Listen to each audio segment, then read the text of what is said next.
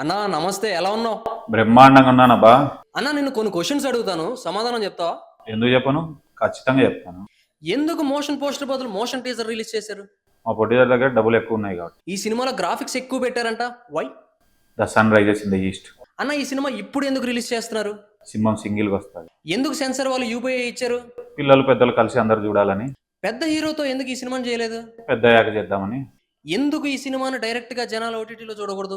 OTT వాళ్ళే cinema బాగుంది జనాలందరినీ first థియేటర్లో చూడమని. ఈ సినిమాలో ఎందుకు వీళ్ళనే హీరో హీరోయిన్లుగా పెట్టుకున్నారు? అంత ఐడెన్సీకి మాయ.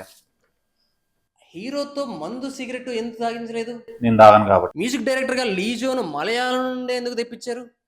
This is a very lengthy question. ఈ సినిమాకు బడ్జెట్ ఎందుకు పెరిగిందన్నా? September 13 cinema release.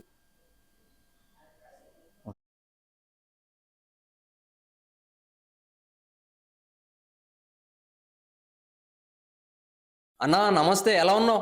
బ్రహ్మాండంగా ఉన్నానబ్బా. అన్నా నిన్ను కొన్ని క్వశ్చన్స్ అడుగుతాను సమాధానం చెప్తావా? ఎందుకు చెప్పను? ఖచ్చితంగా చెప్తాను. ఎందుకు మోషన్ పోస్టర్ బదులు మోషన్ టీజర్ రిలీజ్ చేశారు? మా ప్రొడ్యూసర్ దగ్గర డబ్బులు ఎక్కువ ఉన్నాయి కాబట్టి. ఈ సినిమాలో గ్రాఫిక్స్ ఎక్కువ పెట్టారంట. Why? The sun rises in the east. అన్న ఈ సినిమా ఇప్పుడు ఎందుకు రిలీజ్ చేస్తున్నారు? సింహం సింగిల్గా వస్తుంది. ఎందుకు సెన్సార్ వాళ్ళు యూపీఐ ఇచ్చారు? పిల్లలు పెద్దలు కలిసి అందరు చూడాలని. పెద్ద హీరోతో ఎందుకు ఈ సినిమాని చేయలేదు? పెద్ద యాగ చేద్దామని. ఎందుకు ఈ సినిమాను డైరెక్ట్ గా జనాలు ఓటీటీలో చూడకూడదు?